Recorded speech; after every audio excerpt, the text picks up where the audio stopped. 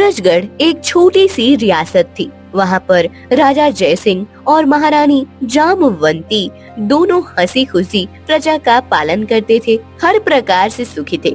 लेकिन उनके जीवन में सबसे बड़ा कष्ट था कि वो निसंतान थे। अरे, अपनी बेटी को रानी के पास मत जाने दिया करो। तुमको पता नहीं है क्या, वो निसंतान है। तुम्हारी बेटी को वो नुकसान पहुंचा सकती है। ठीक कहती हो बहन, मैं कल से अपनी बेटी को महल लेकर नहीं आया करूंगी।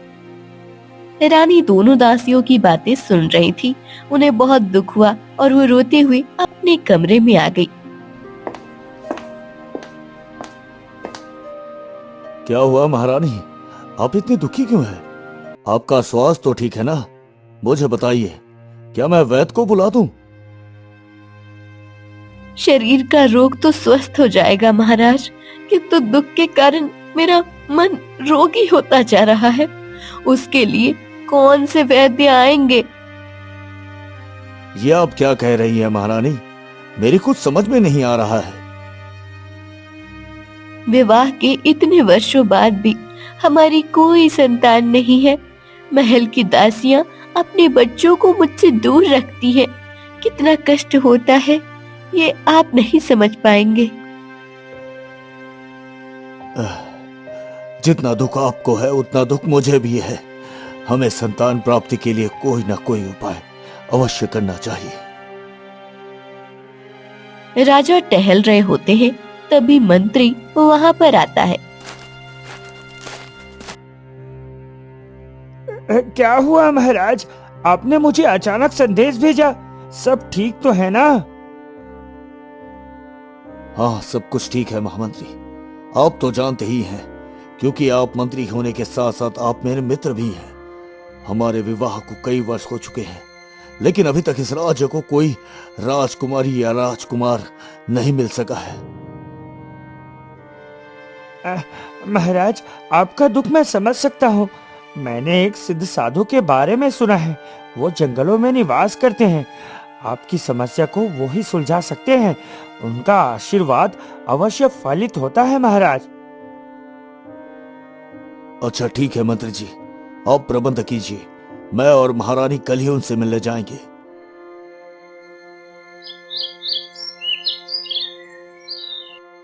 राजा और रानी दोनों साधु से मिलने पहुंच जाते हैं। कुछ दूर पहुंचने पर अच्छा ठीक है, रथ को यहीं पर रोक दो। हम साधु के पास पैदल ही जाएंगे। राजा और रानी दोनों साधु के पास पहुंचते हैं। प्रणाम महाराज, आशीर्वाद दीजिए। आपसे मिलने की बड़ी इच्छा थी, इसलिए बिना किसी संदेश के चला आया। कहिए राजन, आप कैसे हैं? कृपया मुझे अपना परिचय दीजिए, साथ ही साथ यहाँ आने का कारण भी बताइए। साधु महाराज, मेरा नाम जय सिंह है और मैं सूरजगढ़ का राजा हूँ। ये मेरी पत्नी जामवती है। हमारा आपसे मिलने का एक ही उद्देश्य है। हमारी कोई संतान नहीं है साधु बाबा। कृपा कीजिए महाराज, हम वर्षों से अपने राज्य के लिए राजकुमार या राजकुमारी की प्रतीक्षा कर रहे हैं। ठीक है महाराज, मैं अभी आपकी कुंडली देखकर बताता हूँ कि आपको संतान की प्राप्ति कब होगी। साधु राजा और रानी की कुंडली देखकर ध्यान लगाते हैं। महाराज, मैं जो आपको बताने वाला हूँ, इसके लिए आपको अपना हृदय कठोर करना होगा। आपके और महारानी के भाग्य में कोई संतान नहीं है महाराज, कोई संतान नहीं है। ठीक से देखिए महाराज, शायद इसका कोई उपाय निकला है। क्या कोई ऐसी पूजा पाठ या विधि नहीं है जिससे हमारा ये दोष दूर हो सके? इसका तो एक ही उपाय है। अगर आप दूसरा विवाह कर ले तो शायद आपके ऊपर ईश्वर की कृपा हो और आपको संतान की प्राप्ति हो जाए। ये आप क्या कह रहे हैं साधु महाराज? ऐसा कैसे हो सकता है? मैं महाराज की पत्नी हूँ। ऐसा संभव नहीं है साधु महाराज। आपने हमारी बहुत सहायता की, उसके लिए धन्यवाद। अब हम चलते हैं, आशीर्वाद दीजिए। राजा और रानी महल वापस आ जाते हैं। यदि राजा ने दूसरा विवाह कर लिया तो मेरे भविष्य का क्या होगा? राजा नहीं मुझे प्रेम करेंगे और न ही उनके आने वाली पत्नी या संतान मेरा सम्मान करेगी। मैं तो दासी बन जाऊंगी। ऐसा नहीं हो सकता। मुझे कोई उपाय करना होगा। तभी महारानी की प्रिय दासी वहां पर आती है। महारानी, मैं जानती हूँ कि आप इतनी परेशान क्यों हो। आपको डर लग रहा है कि कहीं आप अपना महारानी पद खो न दे। मेरे पास आपके लिए एक उपाय है। जल्दी बताओ। हम सब कुछ करने को तैयार हैं। मुझे हर हाल में संतान चाहिए। महारानी, जंगल में काली गुफा के भीतर एक तांत्रिक रहता है। वो अवश्य ही आपकी सहायता करेगा। आपको उससे मिलना चाहिए। क्या तांत्रिक? लेकिन सोचिए मत महारानी, इसके अलावा आपके पास कोई और दूसरा रास्ता नहीं है। ठीक है, अगर तुम कहती हो तो हमें आज उस तांत्रिक से मिलना चाहिए। दासी महारानी को तांत्रिक के पास लेकर जाती है।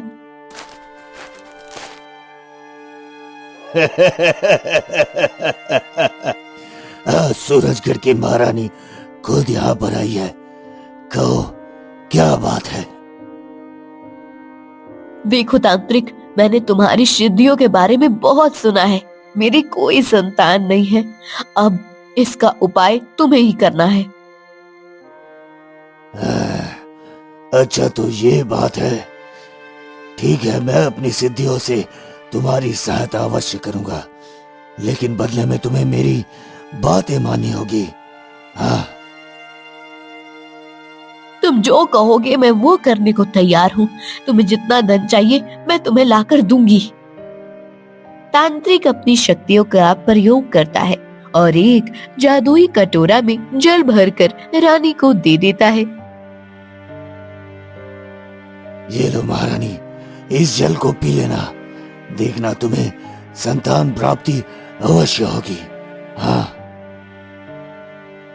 रानी सुनैना तांत्रिक से वो जल लेकर पी लेती है और अपनी दासी के साथ महल वापस आ जाती है। कुछ समय बाद, महाराज, महाराज, पिता बनने वाले हैं। हमारे राज्य को जल्द ही राजकुमार मिलने वाला है। हाँ? ये आप क्या कह रही हैं महारानी? साधु ने कहा था कि हमारे भाग्य में कोई संतान नहीं है। ये ईश्वर की कृपा है महाराज। हमें इस खुशी का स्वागत करना चाहिए। कुछ समय बाद रानी एक सुंदर राजकुमार को जन्म देती है। बधाई हो महाराज, महारानी को पुत्र प्राप्त हुआ है। राजा खुशी खुशी जाते हैं और बच्चे को उठाते हैं। मुझे ये बच्चा कुछ ठीक नहीं लगता। न जाने क्यों इससे नकारात्मक का भाव आता है। मेरे बच्चों को ऐसा मत कहिए महाराज, ये हमारा राजकुमार है। नहीं नहीं, कुछ समस्या तो जरूर है। वो बड़े सिद्ध साधु थे, उनकी ये बात झूठी नहीं हो सकती। आखिर क्या बात है? मुझे पता लगाना ही होगा कि महारानी ने पुत्र कैसे प्राप्त किया है। राजा महारानी की सबसे प्रिय दासी को बुलाते हैं। देखो दासी, मैं जानता हूँ तुम हर समय महारानी के साथ रहती हो। साधु ने साफ साफ कहा था कि मुझे और महारानी को पुत्र नहीं हो सकता। फिर इतना बड़ा चमत्कार कैसे हो गया? मैं कुछ नहीं जानती महाराज। क्या? अगर तुमने मुझे सच नहीं बताया तो निश्चित ही तुम्हें मृत्यु दंड मिलेगा। नहीं नहीं महाराज, मैं आपको बताती हूँ। महाराज, दरअसल महारानी तांत्रिक के पास गई थी और उसे तांत्रिक के प्रभाव के कारण राजकुमार का जन्म हुआ है। हाँ? क्या हमारे पुत्र पर तांत्रिक का प्रभाव है? नहीं नहीं, ऐसा राजकुमार इस राज्य के लिए कभी ठीक नहीं हो सकता। वो तो हमारा पूरा राज्य बर्बाद कर देगा। मुझे जल्दी कुछ करना होगा। नहीं नहीं। राजा रानी के पास जाते हैं, राजकुमार को अपनी गोद में उठा लेते हैं। आप मेरे पुत्र को कहाँ लेकर जा रहे हैं महाराज? महारानी, आपने जो किया है वो मुझे पता चल चुका है। ये बच्चा ईश्वर का आशीर्वाद नहीं बल्कि तांत्रिक के प्रभाव के कारण पैदा हुआ है। यदि ये मेरे राज्य में रहा तो इसका विनाश निश्चित है, निश्चित है। नहीं नहीं नहीं महाराज, ऐसा कुछ नहीं है। मेरे पुत्र को छोड़ दीजिए, इसे मुझे दे दीजिए। नहीं, मुझे इसे खत्म करना ही होगा, करना ही होगा। महाराज महाराज, मेरे बच्चों को छोड़ दीजिए। महाराज, मुझे इसे दे दीजिए। राजा बच्चे को लेकर वहां से चले जाते हैं। एक नदी के किनारे पर वो बच्चे को रखते हैं और अपनी तलवार निकालते हैं। क्षमा करना मेरे पुत्र, तुमसे पहले ये प्रजा मेरे लिए पुत्र पुत्री की समान है।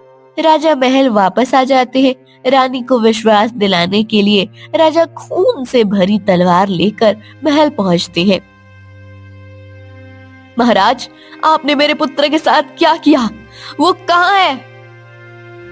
आपने उसकी हत्या कर दी। यह आपने क्या किया?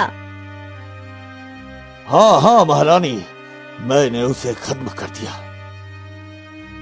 आप एक बच्चे के हत्यारे हैं। दुनिया में आप जैसा कोई नहीं होगा जिसने अपने पुत्र को मार दिया हो। रानी आंसू बहा रही होती है।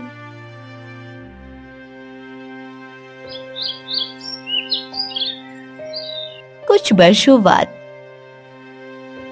महाराज महाराज, अब आप ही हमें तांत्रिक के प्रकोप से बचा सकते हैं। उसके पास बहुत सारी जादुई शक्तियां हैं। वो धीरे धीरे जंगल को खत्म करता जा रहा है, और तो और उसने हमारे बच्चों को भी कैद कर लिया है महाराज। क्या मुझे कुछ ऐसा करना होगा जिससे वो तांत्रिक हमेशा के लिए इस जंगल से चला जाए? मैं अभी उससे जाकर बात करता हूँ। हाँ।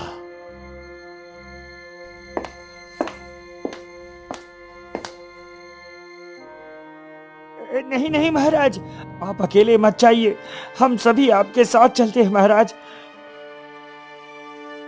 नहीं नहीं मंत्री जी, अपने राज्य की सुरक्षा के लिए मुझे अकेले ही जाना होगा।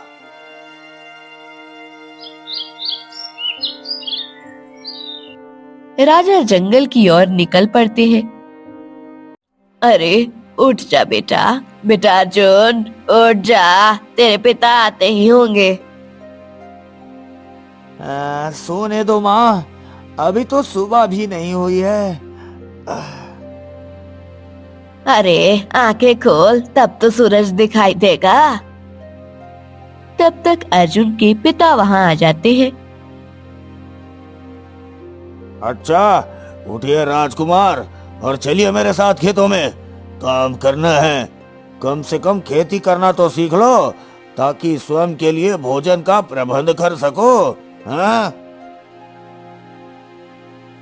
अरे मेरे पिताजी, आप परेशान क्यों होते हैं? अगर सचमुच मेरे भाग्य में राजकुमार बनना लिखा होगा तो मैं अवश्य राजकुमार बनूंगा। आप चिंता मत कीजिए। अच्छा, तुम सब कुछ भाग्य पर छोड़ देते हो, लेकिन आज मैं तुम्हें अपने साथ ले जाकर रहूंगा। चलो मेरे साथ। हाँ। घर में लकड़ी नहीं है, अब मैं भोजन कैसे बनाऊं? अरे अर्जुन, जल्दी चलो मेरे साथ। अब तो तुम्हारी माँ ने भी हमें काम बता दिया है। हाँ। पिता राजकुमार को अपने साथ जंगल लेकर जाते हैं और लकड़ियां काटने के काम पर लगा देते हैं। यहाँ तो सूखी लकड़ियाँ दिख ही नहीं रही है। जरा आगे बढ़ता हूँ, शायद अच्छी लकड़ी मिल ही जाए।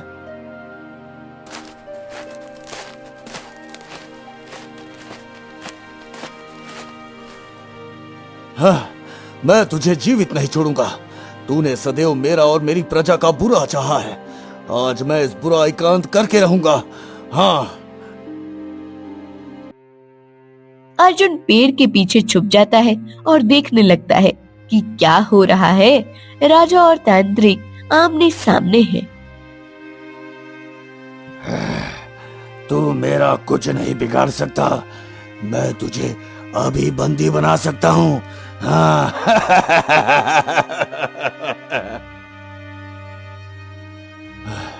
तू मेरे नगर के सभी बच्चों को छोड़ दे, बदले में तुझे जितना धन चाहिए मैं तुझे देने को तैयार हूँ। बता, इस जंगल को छोड़कर जाने की क्या कीमत है? कीमत तो तुम स्वयं हो राजा, तुम्हारा नगर सुरक्षित रहेगा, तुम मेरे साथ चलो। तांत्रिक राजा को कैद करके अपने साथ लेकर जाता है। अर्जुन ये सब कुछ देख रहा होता है, लेकिन थोड़ी देर में वो देखता है कि तांत्रिक राजा के साथ गायब हो गया। मुझे क्या, कोई कुछ भी करे, मैं कौन सा इस नगर का राजकुमार हूँ जो मुझे यहाँ की चिंता होने लगी। मुझे तो अपने काम पर ध्यान देना चाहिए। हाँ। अर्जुन जंगल में लकड़ी ढूंढने चला जाता है। लकड़ी ढूंढते ढूंढते वो एक काली गुफा के पास चला जाता है। ये क्या, इतना ज्यादा पहचान का स्थान? मुझे ऐसा महसूस क्यों होता है जैसे मेरा इस स्थान के साथ कोई संबंध है। ये गुफा मुझे जानी पहचानी क्यों लगती है?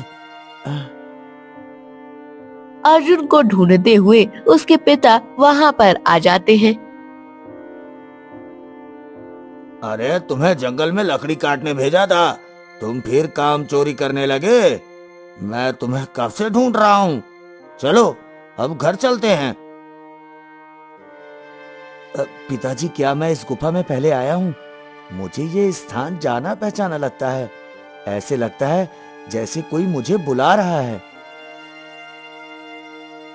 अरे चलो यहाँ से चुपचाप। क्या तुम्हारे रहने का स्थान नहीं है पुत्र? इस जादुई जगह से हमारा कोई संबंध नहीं है। हाँ। जादुई जगह? यहाँ का रहस्य क्या है पिताजी? अरे वो सब मुझे नहीं पता। तुम घर चलो। अर्जुन और उसके पिता जंगल से लकड़ी लेकर वापस आ रहे होते हैं। अरे भाई बिरजू, तुम कहाँ हो?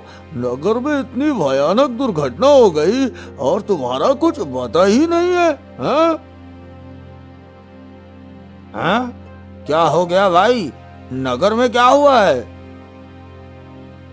अरे सुना है राजा को उस तांत्रिक ने कैद कर लिया है।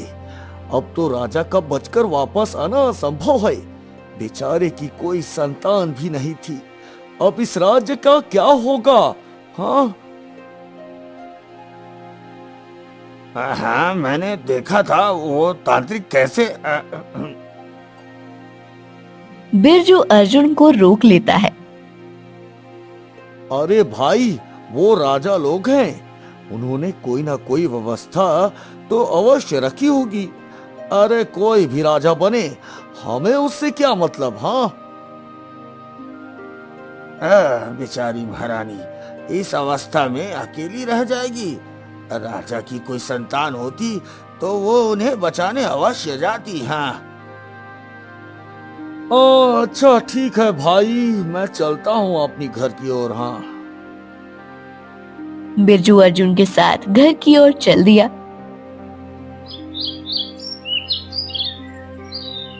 उधर महारानी रो रही होती है। अगर आज हमारा पुत्र जीवित होता तो वो हमें इस समस्या में कभी न छोड़ता, लेकिन महाराज ने मेरी एक बात नहीं मानी और अब उन पर इतनी बड़ी विपत्ति आ गई है। चिंता मत करो महारानी, सब ठीक हो जाएगा। आप हौसला रखो, महाराज लौट आएंगे। अब कौन उस जादुई गुफा से महाराज की जान बचाएगा? तुम ही बताओ, हमें महाराज के लौटने की उम्मीद छोड़ देनी चाहिए। महारानी, कोई ना कोई ऐसा वीर अवश्य होगा जो सहायता के लिए आगे आएगा। तुम ठीक कहती हो, अब हम केवल प्रार्थना कर सकते हैं। रानी महामंत्री को बुलाती है और महामंत्री से कहती है, महामंत्री, आप तो जानते ही हैं कि महाराज को जादुई गुफा में कैद कर लिया गया है। अब कोई साहसी व्यक्ति ही महाराज की जान बचा सकता है।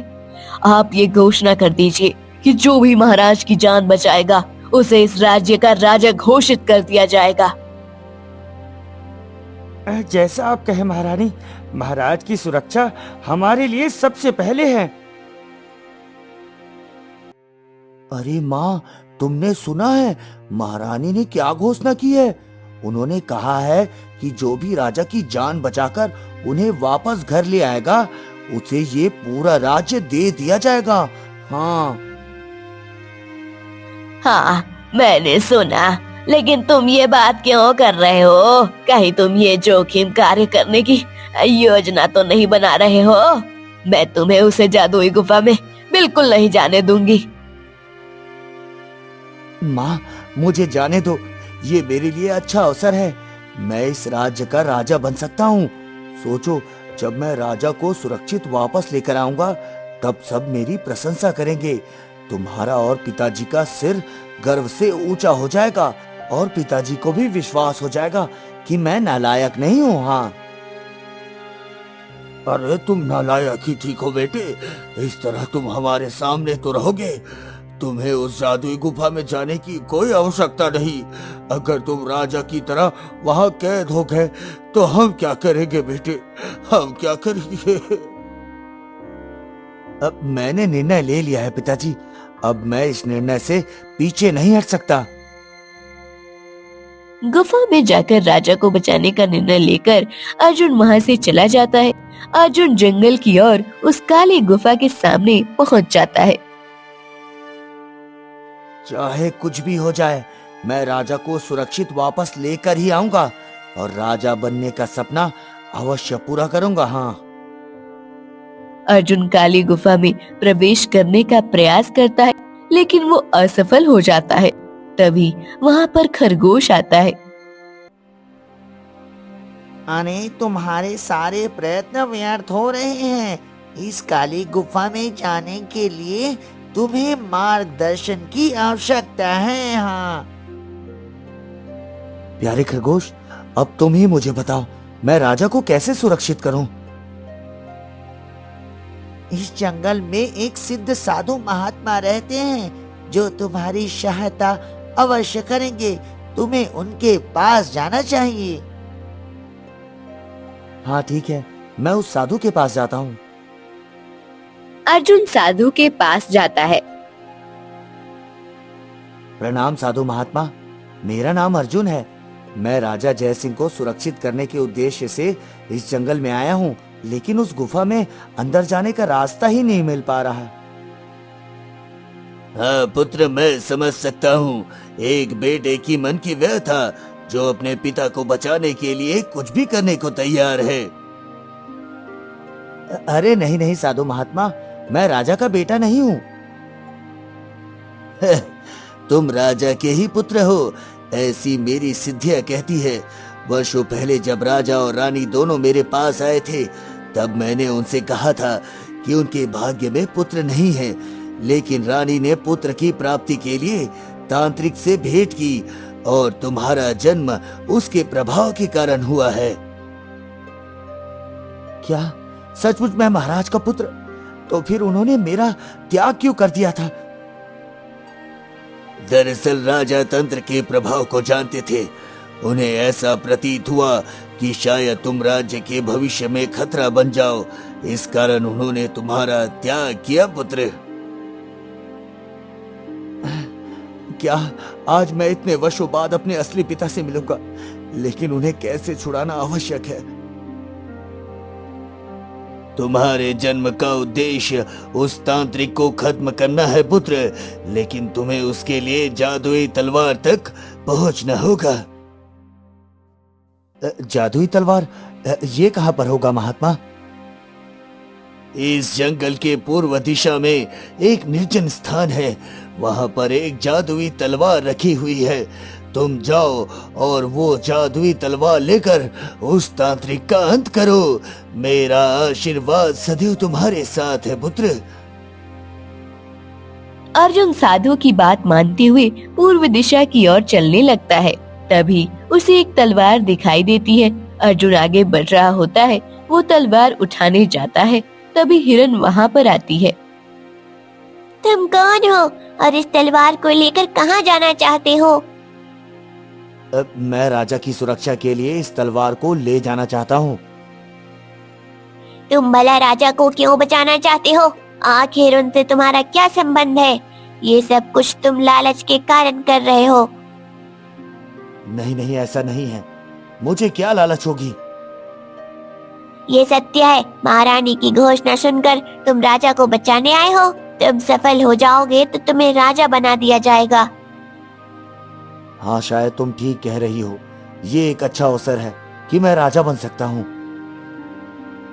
किंतु ध्यान रहे, यदि तुम्हारे मन में लालच है तो तुम इस राक्षस को कभी नहीं मार सकोगे। जो पहले अपने मन का लालच दूर करेगा वही मार पाएगा। आओ। अरे तुम कौन होती हो मुझे रोकने वाली? मैं इस तलवार को उठा कर रहूंगा। हाँ। अर्जुन आगे बढ़ने की कोशिश करता है, लेकिन वो तलवार नहीं उठा पाता है। मैं इस तलवार की रखवाली करती हूँ। इस तलवार को मंत्र के द्वारा ही उठाया जा सकता है। साधारण मनुष्य इसे छू नहीं सकते। देखो, मुझे राजा की सुरक्षा के लिए इस तलवार की आवश्यकता है। मुझे वो रास्ता बताओ जिससे मैं तलवार को उठा सकूं। अपने लालच का त्याग करो। यदि राजा को सुरक्षित देखना चाहते हो तो निस्वार्थ भाव से ये कार्य करो।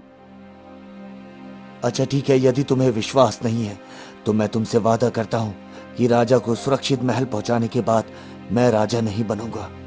अब कृपया करके मुझे ये तलवार लेने दो। अपनी बात पर अड़िग रहना। अपने इस वादे को कभी मत भूलना। हिरन आज्ञा देता है और राजकुमार वहाँ से तलवार लेकर गुफा की ओर चल पड़ता है। अर्जुन गुफा में जाता है। उसके पास जादुई तलवार होती है। वो निडर होकर आगे बढ़ता है। तभी देखता है कि राजा कैद है। अब मुझे यहाँ से बाहर निकालो। मुझे बचाओ, मुझे बचाओ। आप चिंता मत कीजिए महाराज, मैं आपकी सुरक्षा करूंगा। मैं आपको यहाँ से बचा कर ले जाऊंगा महाराज। वो तांत्रिक बहुत खतरनाक है पुत्र, वो तुम्हारा प्राण ले लेगा। तुम यहाँ से चले जाओ। तुम्हारे माता पिता तुम्हारी प्रतीक्षा कर रहे होंगे। चले जाओ यहाँ से। अरे आप तो हमारे राज्य के पिता हैं। आपकी सुरक्षा करना मेरा धर्म है। मैं आपको यहाँ से लिए बिना नहीं जाऊंगा। तभी वहाँ पर तांत्रिक आ जाता है। तुम कौन हो मूर्ख, और तुम्हारी हिम्मत कैसे हुई गुफा के अंदर आने की? चले जाओ, नहीं तो तुम्हारी मृत्यु तय है। हाँ। तांत्रिक अर्जुन पर जादू करने का प्रयास करता है, लेकिन वो सफल नहीं हो पाता। ये क्या, मेरी शक्तियां तुम पर काम क्यों नहीं कर रही? आज तक कोई मेरे तंत्र से बच नहीं सका, लेकिन तुम कैसे बच पा रहे हो? क्योंकि मैं वही बालक हूँ जिसे महारानी सुनैना ने तुम्हारी तंत्र विद्या के प्रभाव से प्राप्त किया था। मैं वही बालक हूँ। क्या तुम राजा जय सिंह और महारानी सुनैना के पुत्र हो? अब तो और भी अच्छा है। मेरे साथ आ जाओ, मैं तुम्हें तंत्र विद्या सिखाऊंगा। हम दोनों मिलकर पूरी दुनिया पर राज करेंगे। हाँ। मेरे पास तांत्रिक शक्ति अवश्य है, लेकिन मैं इसका प्रयोग गलत कार्यों के लिए कभी नहीं करूंगा। मैं तुम्हारी ये बात नहीं मान सकता। तो भी ठीक है, मैं अभी राजा के प्राण हर लेता हूँ। इस नगर में तबाही हो जाएगी, सब कुछ बर्बाद हो जाएगा। हाँ। नहीं नहीं, ऐसा मत करो। मैं तुम्हारी हर बात मानने के लिए तैयार हूँ। तुम बस राजा को यहाँ से जाने दो। मैं तुम्हारे साथ मिलकर तंत्र विद्या का प्रयोग अवश्य करूंगा। उसे जाने दो। आखिर तुमने दिखा दिया कि तुम तांत्रिक का फल हो। मैं इस शर्त पर यहां से प्राण बचाकर नहीं भाग सकता कि तुम मेरे राज्य को नष्ट कर दोगे। महाराज, मेरी आखिरी प्रार्थना है, स्वीकार कीजिए। मैं आपका पुत्र हूं। आप यहां से बाहर जाइए। मैं सब कुछ ठीक कर दूंगा। आप यहां से जाइए। अर्जुन की प्रार्थना सुनकर राजा वहाँ से चले गए। तभी अर्जुन ने अपनी तलवार में अर्जुन काली गुफा से बाहर आता है। वो देखता है कि राजा और नगर के सभी लोग उसकी प्रतीक्षा कर रहे होते हैं। तुम सचमुच बहादुर हो मेरे पुत्र। वर्षों पहले मैंने तुम्हारा त्याग कर दिया था कि कहीं तुम मेरे राज्य के लिए खतरा ना बन जाओ, लेकिन आज तुमने एक राजकुमार का कर्तव्य निभाया है। तुम हमारे भावी राजा हो। हाँ, तुम हमारे भावी राजा हो। सचमुच पुत्र, तुमने हमारा नाम ऊंचा कर दिया है। मुझे गर्व है कि मैंने तुम्हारा पालन किया है। मुझे गर्व है। राजकुमार बिरजू और सुनैना से विदा लेता है। राजा राजकुमार को महल लेकर जाते हैं। रानी राजकुमार को देखकर बहुत खुश होती है। राजकुमार को सूरजगढ़ का राजा बना दिया जाता है।